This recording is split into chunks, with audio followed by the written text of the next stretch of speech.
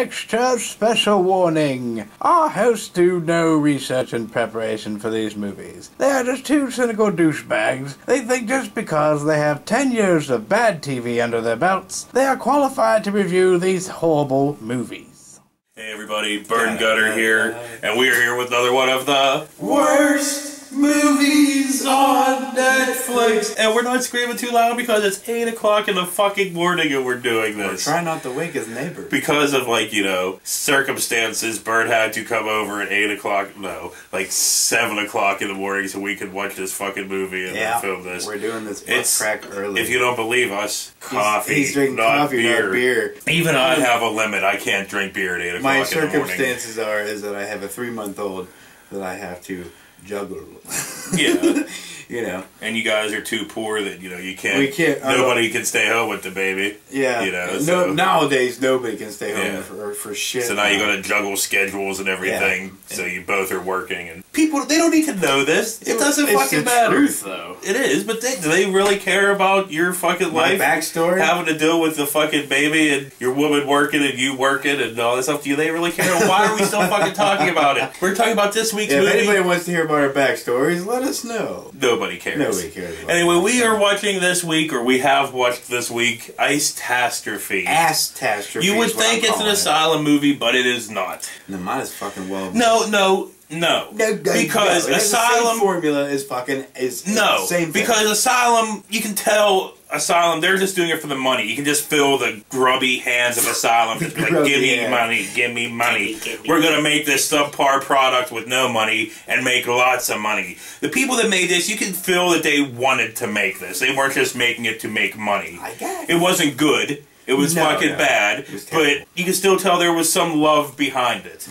But on that note, except for when it came for mouth breather guy. Well, it starts off with this boat running from ice. You know, kind of like a day after tomorrow, kind of 2012 kind of fucking thing where these people are in a boat running from the end of the world. Kind of. Yeah, Shovelface was with him, and then you had Mouth Breather, who looked like Kmart fucking Colin Farrell. Well, no, they don't even really get into them because you don't even see them until a little bit later. You know, you just see the boat running. They were like, "Oh no, run!" They were doing like, and then they did some days earlier. But whatever, 6 days earlier, and it's Christmas time, and there is Kmart Richard Rollins or Kmart Joe Manganiello, the dude from fucking True Blood, what fucking ever. The Kmart version of him in this that never closes his fucking mouth. No, his dangly teeth are always some showing. Kind of mechanic or contractor or fucking something. His name's Mr. Ratchet, which is great. He's a mechanic named Mr. fucking Ratchet. His friends are Mr. Wrench and Mr. Hammer. Mr. Hammer, Mr. Nails. So whatever, you know, there's these kids blowing up this snowman. He comes over, gives them a fucking lecture, blah, fucking blah. With his marmalade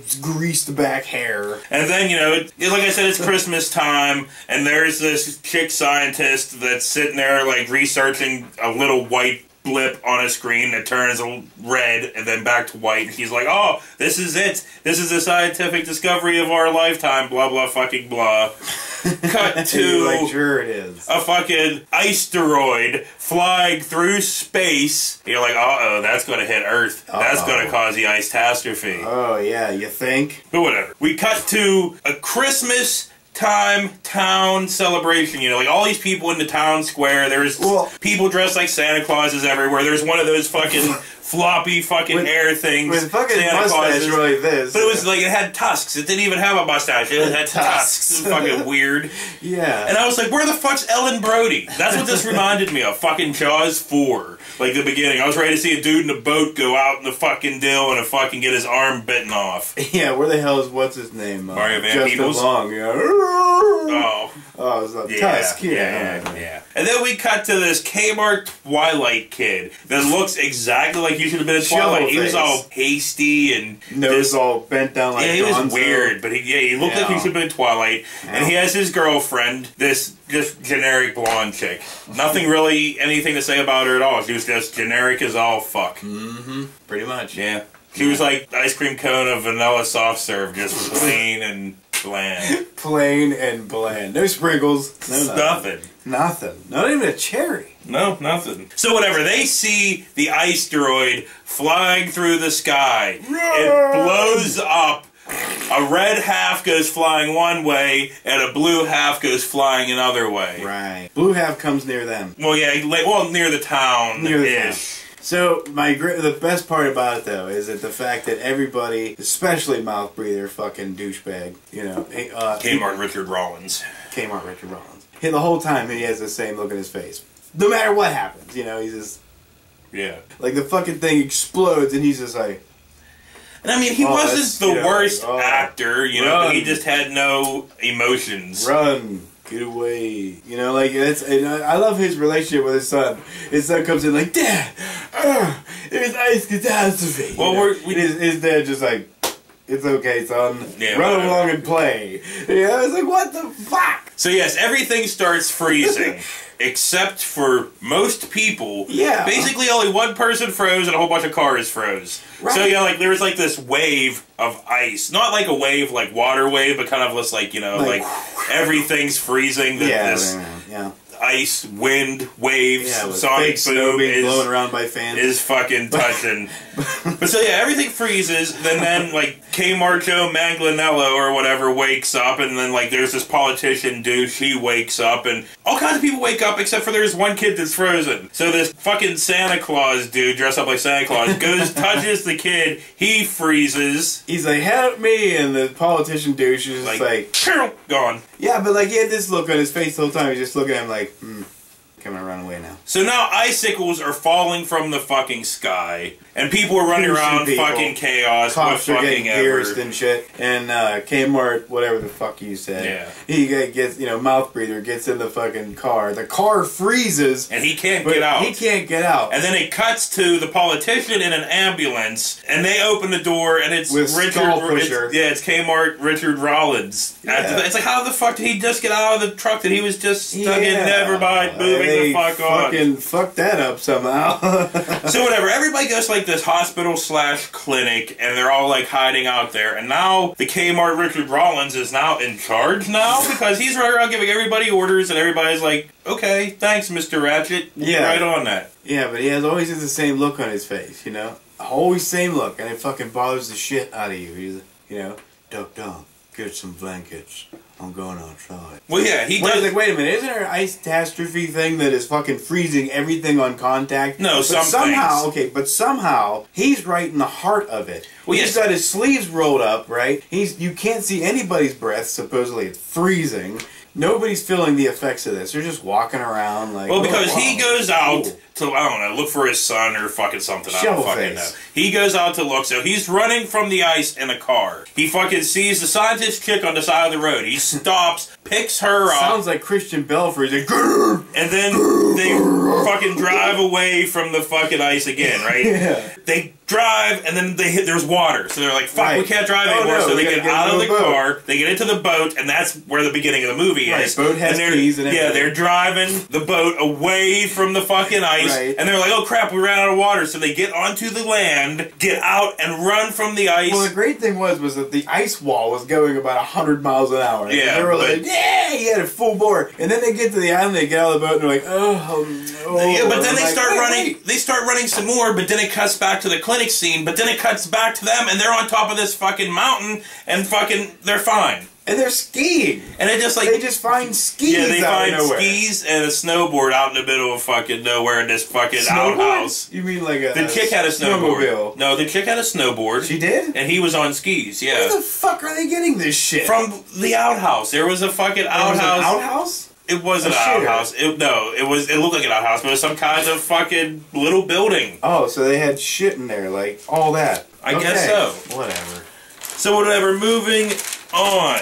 They make it back to town. The scientist chick needs a sample of the ice droid. Yeah. So her and fucking Kmart Manganiello, they go out Mouth breather, looking for it. Teeth dangler. They find it. They get stuck in a cave. Are they going to have Sussex? Oh, wait, we can't because it's what? TV-14. Fuck you. So the hospital / clinic starts freezing. The politician guy basically sacrifices everybody in the hospital to get behind a door with even stops. Skull Pusher came. He's like, "Hey, wait! I was like, fuck open the goddamn door, you motherfucker!" But anyway, yes, an Icetastrophe wave comes through the hospital, and the politician guy is saved by a door. Yeah, it just lightly creeped underneath the door. Yeah, it's like bullshit. So whatever. Oh, just like that one scene, like when he was running from when Teeth Dangler was running from fucking the Icetastrophe thing. Okay, and he stops, has enough time to back up and go down a side road, which the fucking wall of shit is coming his way. So wouldn't, as soon as he went down there, the wall still would have hit him and froze his goddamn car and him and fucking Shovelface. So yes, Kmart Manganello and the fucking scientist chick, they make it back to the hospital, find politician dude, he's all like, I'm sad I killed everybody. Yeah. Hey, you know what? I closed the door and everybody died. I'm a card piece of shit. We did forget to mention... It's okay. This guy, Dangle Teeth, don't give a damn, you know? You killed all those people? Whatever. That's okay. So yes, so we've got to mention this whole time, the fucking Kmart fucking Twilight kid and the generic fucking twirl of soft serve blonde girl they're outside this whole entire fucking time and they're perfectly fine. Everybody else is freezing to death. They get hit with an ice wave. They're perfectly fucking fine. Perfectly fine. So they go out looking for the couple, blah, blah, fucking blah. There's helicopters. Oh, yeah. Blah, blah, because they're able to survive that. Well, they don't, because that one gets hit, remember? Because the fucking... Then, like, the day after tomorrow, when they got hit, everything froze. It doesn't fucking matter. Anyway. The politician goes out looking for his fucking son. The ice blast is coming towards him. He lights a fucking flare, calls out the fucking ice. Come on! Come on! And it hits him, and you're like, dead. He's dead. Yeah, for real, dude. He'd have to be. Yeah, he would be. He would be. You know, we'll talk about what happens later. The fantasy bullshit. It has nothing to do with fantasy. It's just a stupid... No way scientifically could this fucking happen. No, ever. Of course. And why was NASA involved? A big goddamn fucking meteor is coming, splits in half, and one goes red, one goes blue. Don't you think NASA would have fucking satellites and shit seeing this stuff going, holy fucking shitballs, we gotta send some experts up there right now. But nobody sends anybody. Teeth Dangler is the fucking guy taking care of everything. So for some reason now, Kmart Rollins is with the scientist chick on a snowmobile with dynamite. So they're basically going to Sharknado, the Icetastrophe. They're going to stop it by blowing it up, but obviously that doesn't work because they're just throwing dynamite. It's blowing up, not doing a goddamn thing. So it's like, why even do it? But anyway, they fly off this cliff and they're like, it's not Icetastrophe. It's not Ice-tastic here. They fly off the cliff. They don't show where they go. Well, it cuts to another scene, but then it cuts back. It just cuts right to them in a woods, all perfectly sunny and beautiful, and they're like, So anyway, yes, they find the red half of the fucking Icetastrophe. And I have to note that when they were in the fucking woods, when it was all pretty, was the first time that Teeth Dangler wasn't dangling his teeth. He had his mouth closed for like half a second. Yeah. But then it opened right the fuck So whatever, they found the red half, and the scientist chick's like, I have figured it out. We have to take the red half and put it in the blue half. And that'll save everybody and everything. They just thought of that. Like, okay, we take the red half and the blue half and go, put, it should go, boo, and everything should be fine. We're like, okay, go for it, Teeth Dangler. So what fucking ever. They go and they find the blue half. Sounds like an evil villain. Teeth Dangler. Fucking Kmart Manganello puts the fucking red half in the blue half, but he starts freezing, right? He's going up his arm. And he still has no facial expression. So he's freezing. The scientist chick pushes his hand to complete the circuit, and she starts freezing. Yeah. But then these red wave ripples start coming out, and then poof, a big heat blast sort of happens where everything is now thawed. Everything. I mean, it's fucking dry. Yeah. You wouldn't There's a couple ice things and a couple little drips of water. And whenever Manganello and the fucking scientist chick, they end up outside of the mine they were in where the blue part was. Right, and they're dripping wet. And he's spitting out fucking water. When it blasted, they just go and snake their way right out of the fucking thing. Oh, whatever the fuck. But whatever. They go back to town and they see that everybody that was alive is still alive. The fucking the Twilight Sun and the generic soft serve girl, they're alive. And even the goddamn politician's alive. Yeah. He survived calling out the Icetastrophe. Go on! Yeah, like, with a flare. So you trying to tell me that that fucking flare is what saved his fucking life? I hope the fuck not, because otherwise I'm jumping out the 10-foot drop window. Anyway, yeah, credits, blah, blah, blah. We didn't hate this one as much as we probably should have. I kind of hated it. But I don't know, it was like, no, as we're watching it. Oh. It was like, we're like, this isn't, I mean, it's awful, but it's not, like, painful. Yeah. So yeah, it's all on you. You want to watch it, go for it. You don't want to watch it, don't watch it. Yeah. I guess that's always your choice. You know, we never say, watch it. Don't watch it. Well, there's a few times we've been like, watch it, like Kung Fury and stuff. Don't. But you can if you want. You can if you want. Because it's somewhat entertaining. Entertaining? Yeah, for how bad it is. But it's not even bad in like an awful fun way either. Why are it's you just defending this movie? I don't know. There's just something about it. I think you're lost your fucking mind. No, I think all maybe. these bad movies, and then you get Kung Fury, which you were super psyched, and then you see Icetastrophe, and you're like judging it, like you're trying to fucking defend it, like make it good. You're struggling as you say it. You're like, it's insane. Alright, whatever. No, it's not. It's okay. It's okay. That's what I say. And on that note, this has been another one of the worst movies on Netflix. We'll see you next week. Neighbors are like pounding on the wall. Shut the fuck up, you stupid assholes. And that'll make it even better, pounding on the fucking pounding on the chair, and it's just vibrating the whole room. He wasn't too bad. He wasn't. Dude, he was bad. Like, he had no facial expression at all. Well, he had one facial expression, but he wasn't. Yeah, he had one facial expression. He was just like... He wasn't like dude from fucking Snoopy Green's vampire movie or anything. No, but... I am the Eye of Darkness. I am the Eye of Darkness. I am the... What am I? I am the Eye of Darkness. Cut! And then, what happens? That's great. And then, what happens?